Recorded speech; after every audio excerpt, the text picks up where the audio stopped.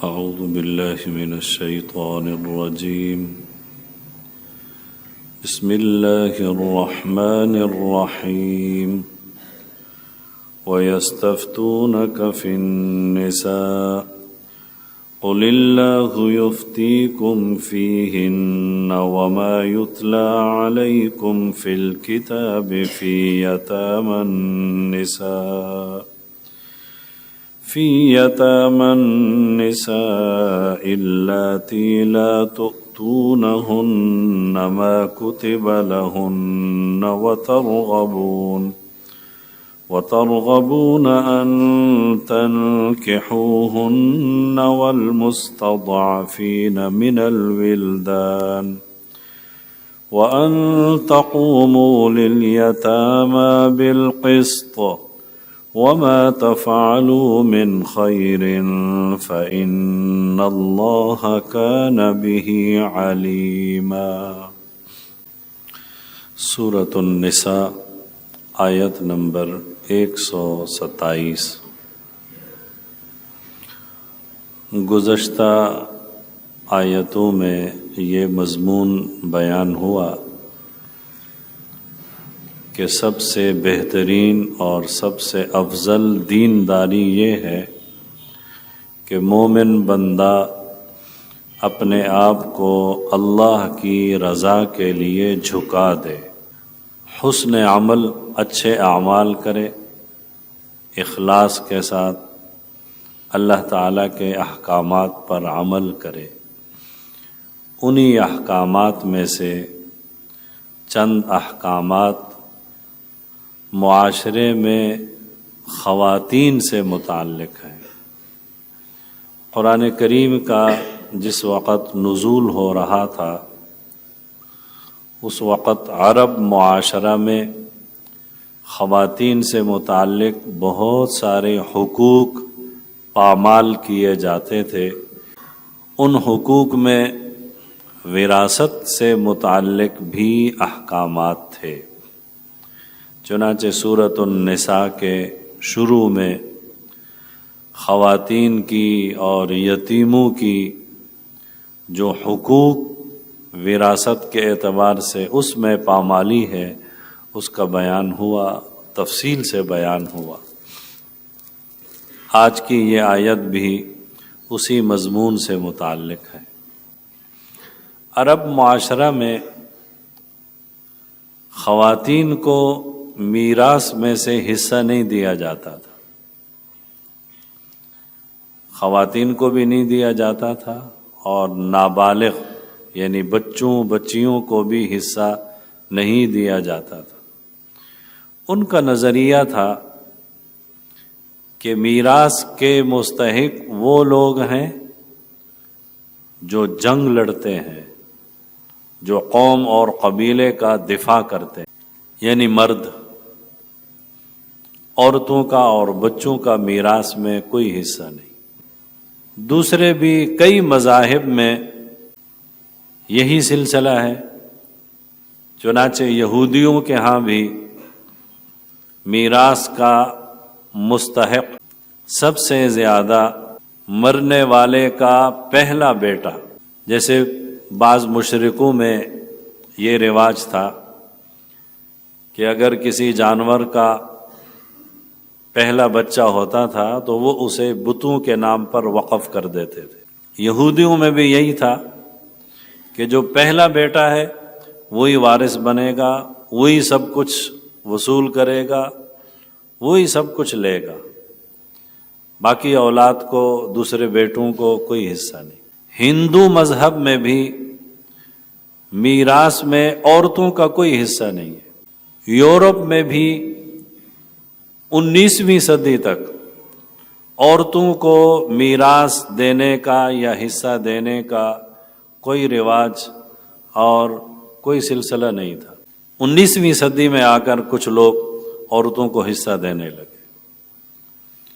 لیکن ہماری شریعت، ہمارے مذہب، حضور نبی پاک صلی اللہ علیہ وسلم کی شریعت میں عورتوں کی میراث میں ان کا حصہ لینے کی بڑی اہمیت.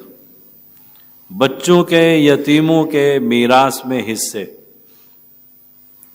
اور قرآن کریم نے اسے بہت واضح اور مفصل انداز میں بیان کیا، اور اس پر سخت وعیدیں بھی سنائیں کہ اگر کوئی یتیموں کا مال کھا رہا ہے، میراث میں ان کا حصہ نہیں دے رہا، تو یہ مت سمجھے کہ میں کچھ کھا رہا ہوں، وہ اپنے پیٹ میں جہنم کے انگارے بھر رہا ہے۔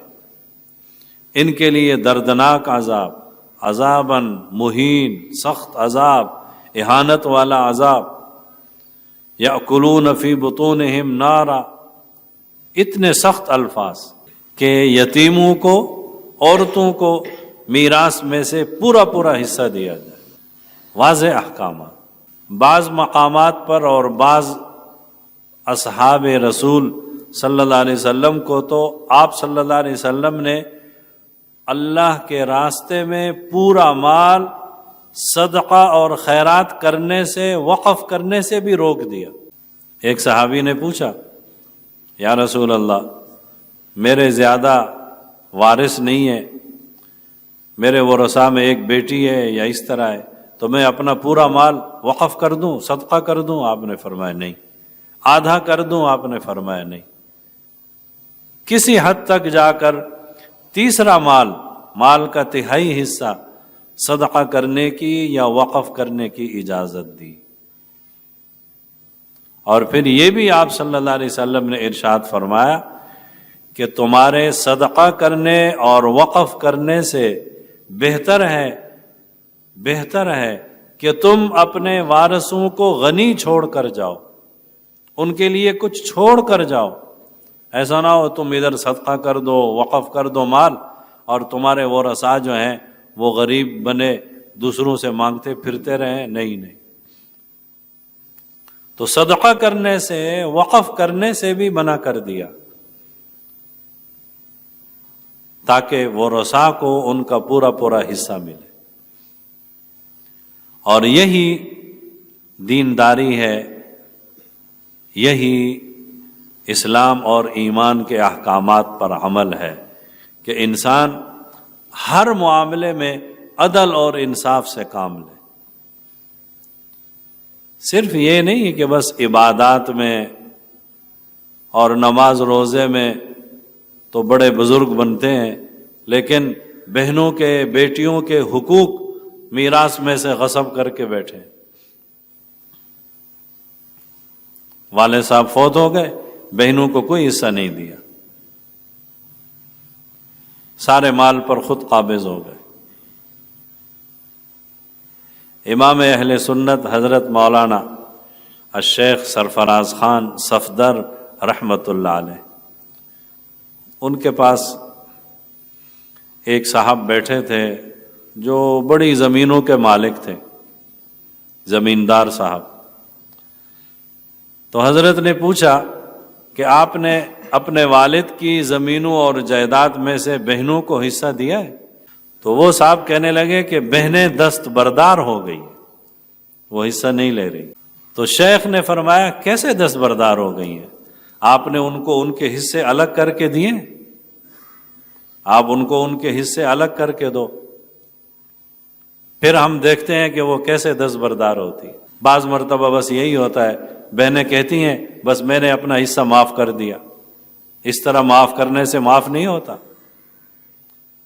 ان کے حق، ان کے حصے، ان کے حقوق، ان کو ملنے والا حصہ ان کے ہاتھ میں، ان کے قبضے میں دیں۔ اس کے بعد اگر وہ آپ کو ہدیہ کرتے ہیں، ہبہ کرتی ہیں، آپ کو دے دیتی ہیں، وہ الگ بات ہے، لیکن نہیں دیں گی۔ بس اوپر سے کہہ دیا جاتا ہے کہ میں نے معاف کر دیا، دل سے وہ معاف نہیں کرتی ہیں۔ انہیں اپنے بچے اور اپنی اولاد کے لیے نہیں چاہیے کہ بھائی تو خوب لے اڑے اور بہنوں کو میراث میں سے کچھ بھی حصہ نہ ملے۔ آج کل ہمارے معاشرے کا ایک بڑا حصہ وہ ہے، بڑا طبقہ وہ ہے جو خواتین کو، عورتوں کو میراث میں سے کوئی حصہ نہیں دیتے اور ان کو مستحق ہی نہیں سمجھتے۔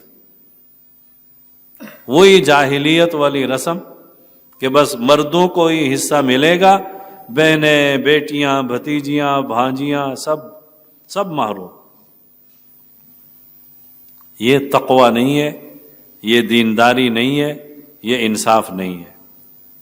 عدل اور انصاف اور تقوی یہ ہے کہ آپ شریعت کے تمام احکامات پر عمل کریں۔ ایسا چل رہا ہے، اس پر سخت وعیدات ہیں۔ سورۃ النساء کے شروع میں آپ نے سنی ہے۔ تو عورتوں کے بارے میں، خواتین کے بارے میں عرب معاشرے میں یہ رواج قائم تھا کہ میراث کے سلسلے میں ان کے حقوق پامال ہوتے تھے۔ جب کوئی مرنے والا مر جاتا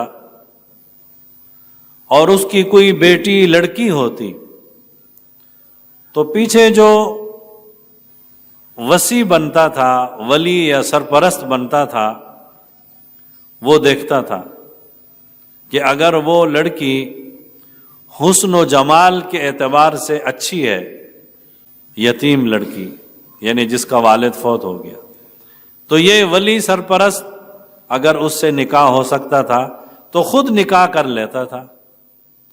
لیکن اس صورت میں حقوق کی پامالی ایسے کرتا تھا کہ اسے مہر جو دینا ہوتا تھا، جو رواج تھا، جو اس عورت کا حق تھا، اتنا مہر اس کو نہیں دیا جاتا تھا۔ لا تؤتونہن ما کتب لہن۔ مثلا قوم میں اور معاشرے میں اور قبیلے میں مہر چل رہا ہے 50,000 روپے، لاکھ روپے، تو یہ بس 10-15 ہزار روپے مہر دے کے اس لڑکی سے نکاح کر لیتا تھا۔ اگر وہ حسن و جمال والی ہے، شکل و صورت کے اعتبار سے اچھی ہے، اور وہ شکل و صورت کے اعتبار سے اچھی نہیں ہے تو خود بھی نکاح نہیں کرتا تھا اور کسی دوسری جگہ پر بھی اسے نکاح میں نہیں دیتا تھا۔ وہ کیوں؟ اس لیے کہ اگر اس کو دوسری جگہ میں نکاح میں دوں گا تو یہ پورا مال بھی لے جائے گی۔ اب وہ عورت بیچاری وہیں بس اپنے ولی اور سرپرست کے رحم و کرم پہ ہوتی تھی، بس کچھ مل گیا تو کھا لیا، ورنہ پورا مال اور پوری جائیداد وہی ولی ظالم سرپرست ہڑپ کر کے بیٹھا ہے۔ عورتوں کو کوئی حصہ نہیں دیا جا رہا۔ تو قرآن کریم نے ان تمام چیزوں کی طرف اشارہ کیا کہ عورتوں کو میراث میں سے ان کے حصے دو، عدل اور انصاف کے ساتھ دو۔ وَأَن تَقُومُوا لِلْيَتَامَى بِالْقِسْطِ۔ ہماری شریعت کا ہر قانون عدل اور انصاف پر مبنی ہے۔ عورتوں کو میراث میں سے جو حصہ ملتا ہے وہ کبھی ایسا ہوتا ہے کہ دوسرے ورثاء کے مقابلے میں کم ہے، تو اس وقت اس کو کم دینا عدل ہے، اور کبھی ایسا بھی ہوتا ہے کہ عورت کو میراث میں سے حصہ وہ دوسرے ورثاء کی بنسبت زیادہ مل رہا ہے، تو اس کا جتنا حصہ مل رہا ہے اگرچہ وہ دوسرے ورثاء کی بنسبت زیادہ ہے تو اس کو زیادہ دینا عدل ہے۔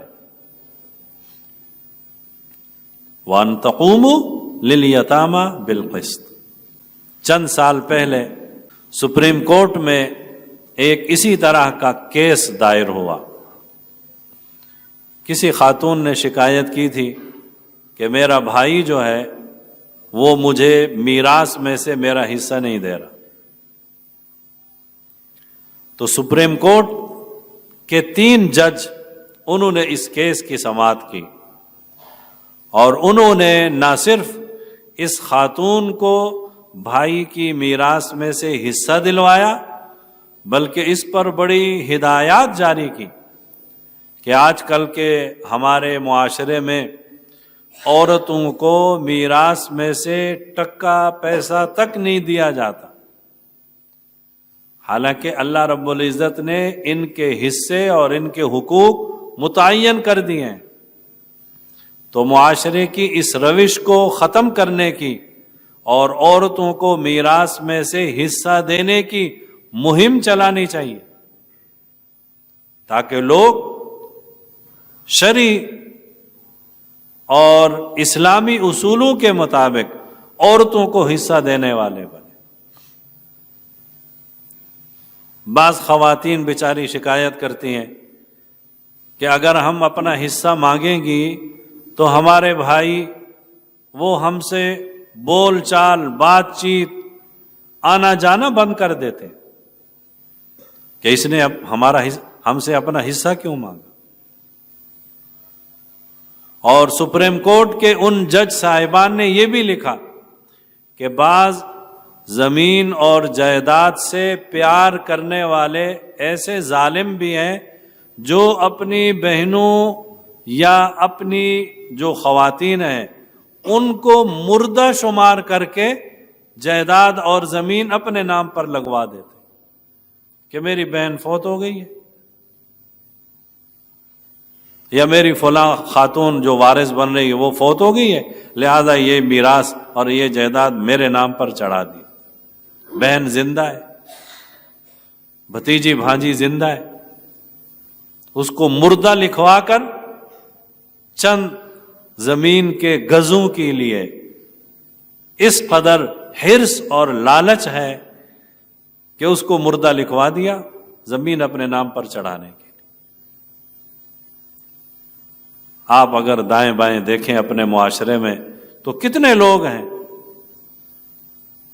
ہم خود اپنے آپ کو دیکھیں، ہمارے قبیلے میں، ہمارے خاندانوں میں، ہمارے متعلقین میں کتنے لوگ ہیں جو اپنے آپ کو دیندار بھی کہیں گے اور بعض مرتبہ کچھ اہل علم بھی کہیں گے، اپنے آپ کو خواص بھی کہیں گے، اپنے آپ کو بڑے نیک کہیں گے، لیکن عورتوں کو، بہنوں بیٹیوں کو، بھانجی بھتیجیوں کو میراث میں سے حصہ نہیں دیتے۔ زیادہ سے زیادہ کیا کرتے ہیں؟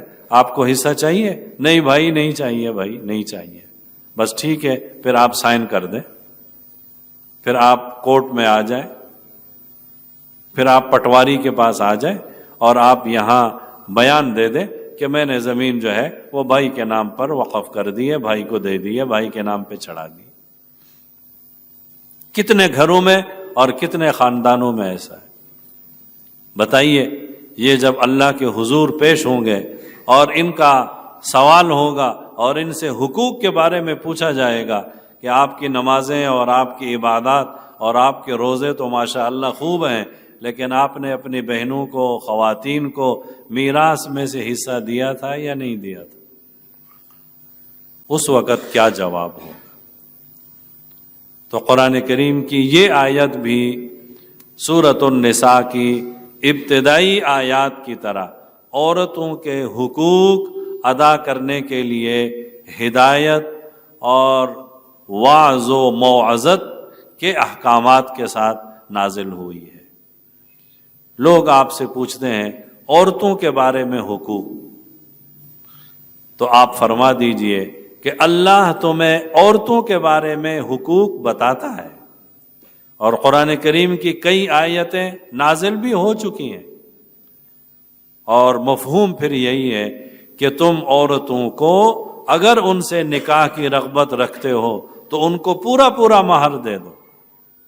صرف عورتوں کو نہیں، جو کمزور بچے ہیں یعنی نابالغ، ان کو بھی ان کے حصے دے دو، اور یتیموں کے ساتھ تم عدل اور انصاف کے ساتھ قائم رہو، وَأَن تَقُومُوا لِلْيَتَامَى بِالْقِسْطِ۔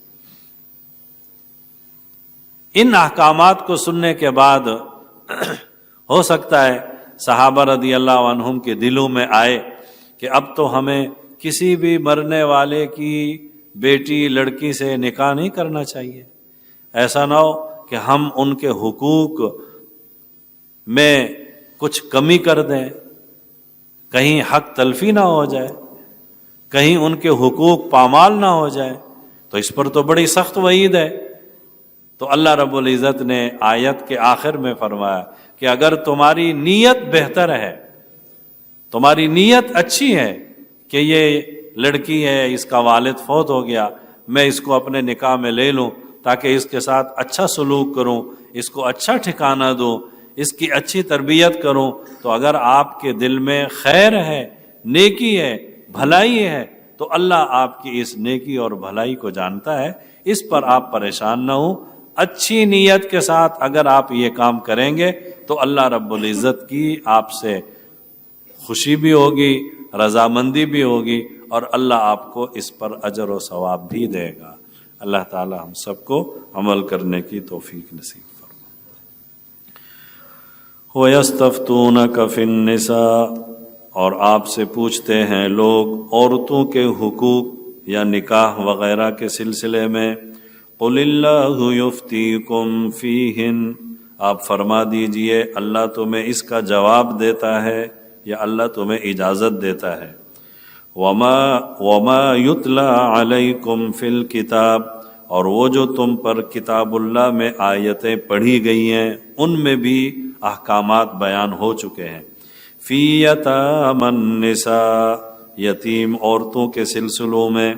اللاتی لا تؤتونہن ما کتب لہن، کہ تم نہیں دیتے ان کے لیے جو مقرر کیا گیا، یعنی مہر پورا نہیں دیتے۔